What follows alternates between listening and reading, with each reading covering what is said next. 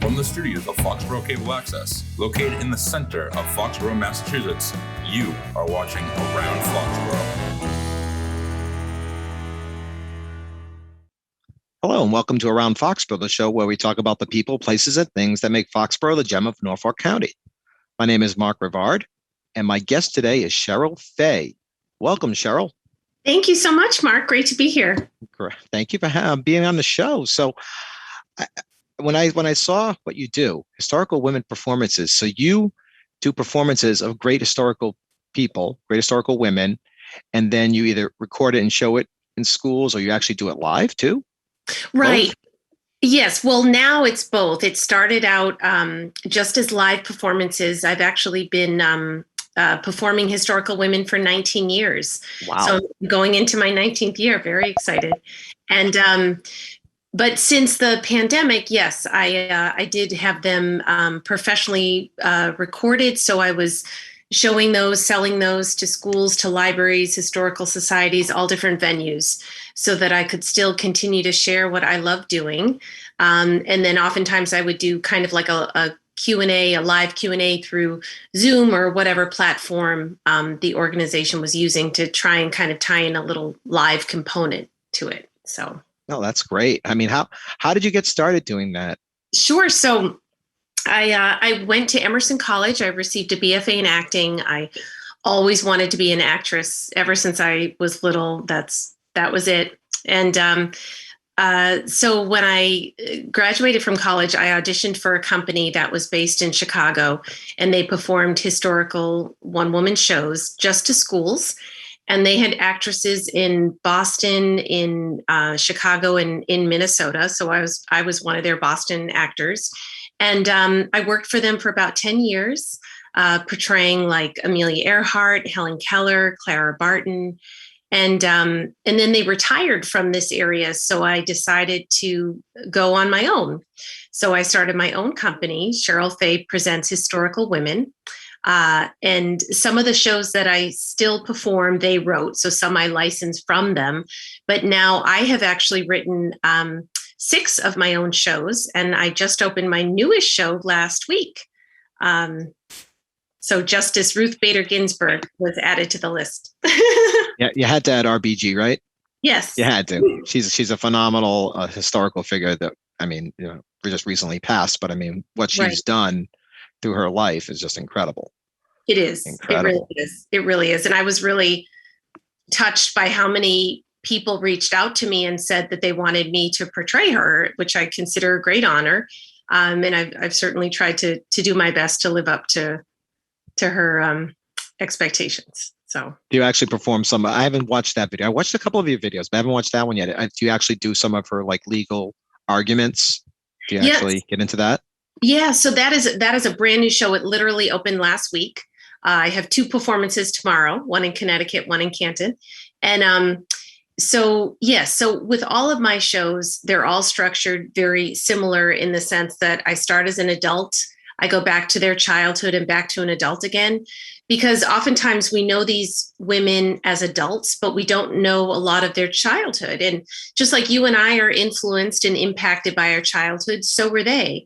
And I think it's interesting to go back and kind of connect some lines and see, who they were as children and who they became as adults and what hardships they had to overcome, especially when I perform for schools. I think that's interesting and I hope inspiring for children that might be going through similar events in their own life. And they can see, wow, look at what Amelia Earhart went through, but look at who she became. My hope is that. And so for Ruth Bader Ginsburg, I do definitely touch upon a few of her historic cases. Of course, I can't do all of them. Oh, wow. Yeah. But yes, of course we touch and many fun costumes going through so many decades, the 30s, the 40s, the 50s, the 60s, 70s, 80s, and today. I'm like a radio station. That's great. It's funny. I was not funny, but I was watching your Helen Keller performance, and I had one question in my mind. Because you're signing while you're doing it. Is that a recording of your voice telling the story while you're signing, and you're acting to that recording? So I am acting to that recording, but that voice is actually the author's voice. Oh, okay. And that's the woman from Chicago who wrote that show. Who it is such a beautiful show, and I feel like I can say that because I did not write it, so I feel like I'm not, tooting my own horn. But it's really a beautiful show, really well done. If you're familiar with oh, I'm blanking on the famous movie about her life. Yeah, I am too. Thank you. and I'm usually good at movies. That story is really told from Annie Sullivan's point of view, and this one is really from Helen Keller. So you hear everything, and I act it out. I say very little, so I have to convey everything through, emotion, physicality, that sort of thing. Yeah, I had a feeling you weren't a ventriloquist. No, I am. When I was watching it, I said, "Okay, there's going to be a recording going on here," because that was great. I mean, I was watching, I was riveted. Riveted. Thank you. Really, really good. I mean, some of the other people you've done, Abigail Adams. I watched that one. That was phenomenal. Aww. People don't understand how much she did. They think of John. They don't think of Abigail. Right. And you think about how long ago Abigail is like my oldest. She dates back the oldest out of all my ladies. And you think about really, she was so ahead of her time to even have those kind of thoughts that, women should have this equality, and have rights and a voice and all of that. So it's kind of hard to wrap our head around because it was so long ago, but she was amazing. And she had to be with John Adams because he was a very quirky individual. Yes. To keep him, Right. And she really, she took care of the children. She took care of, held down the home front and was such an eyewitness to what was going on at home, which, and she wrote all these letters. They wrote, over, I think it was 1,100 letters back and forth. Just incredible. Yeah. I mean, the list goes on, folks. Susan B. Anthony. Yes. Eleanor Roosevelt. I mean, wow. Susan had a big year last year. Unfortunately, because of COVID, it got a little squashed, but that's okay. Yeah. But I did actually, last month I got to perform her at a Susan B. Anthony festival in Adams, Massachusetts, which is where she was born. Wow. So that was really a great honor in the beautiful little theater downtown. So that was great. That is great. Yeah, it's amazing how many of these people are actually from Massachusetts. Yeah, you're right. You're right. A lot of them do have definite ties and connections. Yeah. And Frank, that must be a tough one to do. Yeah, what's going on here? There we go. Sorry. Okay. Yeah, she's someone I have always loved, always been interested in. And I got the honor to go to Amsterdam about 6 years ago to go see the secret annex. And incredible. But she's someone I've always been interested in. And what's great about having your own company is I know I would never get cast as her now, but that's the beauty of writing your own work and having your own company. So she was someone I really have a strong connection to and really wanted to perform and tell her story. Because I think it's really, really important. I perform her a lot for middle schools, but I've even performed her for elementary schools because it's an important story to hear, I think. Yes, it is. Yeah. So it never happens again. Exactly. Yep. And I have some principals that want to include, as young as kindergartners. And, I'm okay with that if they're okay with that, because that's where it starts at a very young age. So yeah, you're right. Let's not have this again, and let's understand, and let's learn to live with each other and for our differences and all of it, So very important story. Yeah, I remember having Holocaust studies in junior high. I had a class of just Holocaust studies. Yeah. I think it should be taught everywhere just to show people how evil people can be and not to repeat history. Exactly. I couldn't agree more. Yes. So another question I had was, I know you said, RBG is your latest. How long does it take you? Because some of these, obviously, like you said, you license out. How long did it take you to put together something about RPG? Because there's a lot of material there, and how do you pick and choose? Oh, he was a challenging one to write. It's funny; they're all different. Susan B. Anthony was a quicker one to write. I don't know why, but our RBG was a harder one to write, and definitely. And it's hard to believe she's only been gone a year. Actually, we just celebrated 1 year, but it feels like at least like 3 years to me. I don't know. It feels a little longer, but honestly, I feel like she took almost the whole year. I had a really hard time because, what do you leave out? You just want to make sure you're really highlighting this person the best you can. And people who don't know anything about her, don't know a lot about her, like, are you leaving them with a good sense of who she was and her work ethics and what she stood for? And, but I'm so proud of the show. I'm so proud of the show. I got such nice feedback, not a dry eye in the house when I ended last week. So that really meant a lot. And with all the shows I wrote, I have so many amazing, talented people that help me do what I love doing that no one gets to meet. But I have a great lady who makes my costumes. I have a very talented friend who designs all the music. Wow. I work with my fellow actor friends. We do they do the male voiceovers. I do all the female voiceovers in the show, and RBG has even more bells and whistles than I've ever done. I've used video more for this one, and so she's got some nice surprises that aren't in the other shows. So every show is a little different, which is great, and she has really pushed me in a good way, acting wise. It's been great.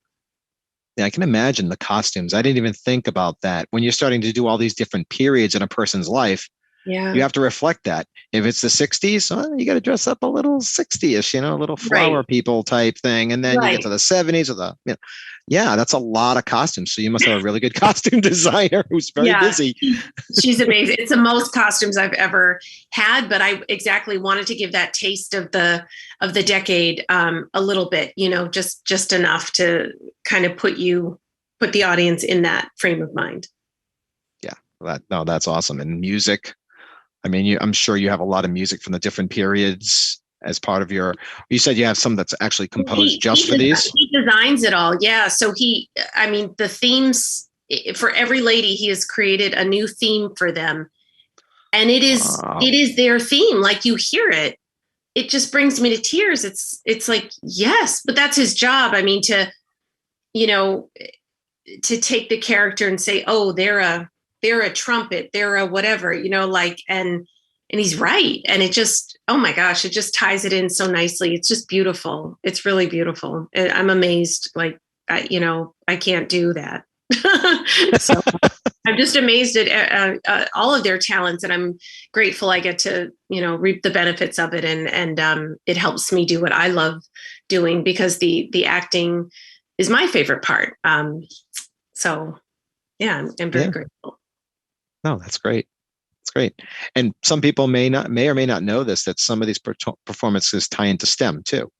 Absolutely. Yeah. Yeah. Like Sally Ride, Amelia Earhart. So a lot of times when I go to schools, well, all the times I send teacher materials ahead of time so that the teachers can prepare the students, and they tie into the curriculum, whether it's STEM, biographies, social studies, history, government. So there's a lot of different subjects that my ladies tie into, because not every child learns by reading a book. And my hope is that I bring history alive for them, and that maybe they're interested in reading more about them, or they're inspired by them, or maybe they want to be an actor. And, this is kind of a different path for them, because I grew up thinking, oh, only if you were on TV or movies are you an actress. But that's not true. I make a living doing this, and theater is what I love. That's always been my love, and that's my training. So I love doing this, and I'm grateful to be kind of back out there, letting people know that I'm back doing in-person shows. and I'm fully vaccinated, and all these things that people ask now. But we're happy to accommodate schools in any way, and I'm excited to get back out there because I think that the children really need it, and I'm sure that they've missed enrichment programs, and it helps to give a little bit of normalcy in our world, I think. Yeah, there are many people, many kids who are visual learners. You can put them in front of a book, read it, they don't comprehend it, but they see it. Yeah. They see it right in front of them and they pick up on it. And what you do is very important to that because they can visualize, you as this person, and wow, they'll listen more.